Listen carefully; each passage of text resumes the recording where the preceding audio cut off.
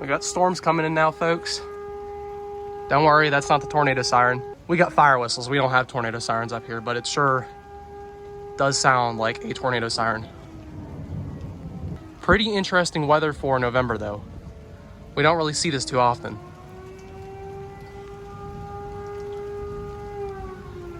So to my south right now, we have about 60 mile per hour wind gusts with up to golf ball sized hail.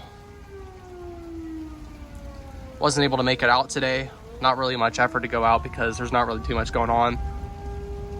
But pretty nasty thunder going on, and I have reports to my east, or to my west, that we currently have debris on the roads, so pretty strong wind.